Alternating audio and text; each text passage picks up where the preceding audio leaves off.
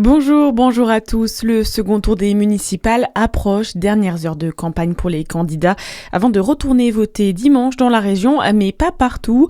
Par exemple, en Côte-d'Or et en Saône-et-Loire, 98% des communes ont déjà élu une liste dès dimanche dernier.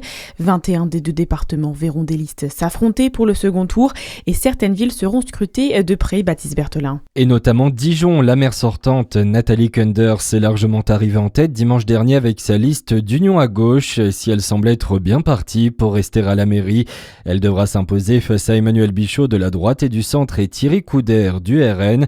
Assure également le duel à Nuit-Saint-Georges entre Alexandre Suchet et Christophe Talmé. Et c'est du côté de Besançon que beaucoup pourront le regard tourner également dimanche soir, car ce bastion historique de la gauche pourrait basculer à droite. C'est Ludovic Fagot qui est arrivé en tête dimanche dernier devant la maire sortante Anne Vigneault, qui s'est ralliée à la France Insoumise.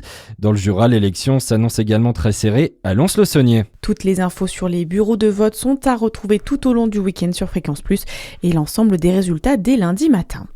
Plus de 200 personnes à Dijon, une cinquantaine de parents dans le Doubs. Hier, les enseignants étaient mobilisés suite à un mouvement de grève nationale des syndicats.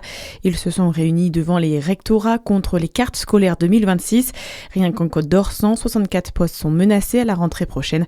Dans le Jura, l'appel est donné pour le 31 mars. Un plan d'urgence contre les aléas climatiques voté en Saône-et-Loire, c'est lors de l'Assemblée générale de la Fédération des vignerons indépendants que la décision a été prise. Selon les syndicats du secteur, le besoin global dans le département est évalué à 4 milliards d'euros.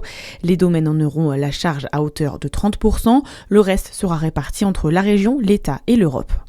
Dans l'actualité également, il n'y aura pas d'augmentation du gaz en France avant le mois de mai. C'est en tout cas l'estimation de la présidente de la commission de régulation de l'énergie, Emmanuelle Wargon.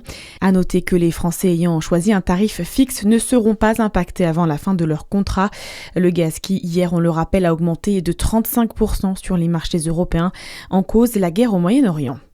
Un épisode de pollution de l'air annoncé ces prochains jours sur la France et une partie de l'Europe. C'est en tout cas à l'alerte de l'Observatoire européen Copernicus, en cause des particules fines présentes en Europe de l'Ouest. Ce pic serait lié aux conditions météo, mais aussi aux activités agricoles et à la hausse des pollens selon l'organisme.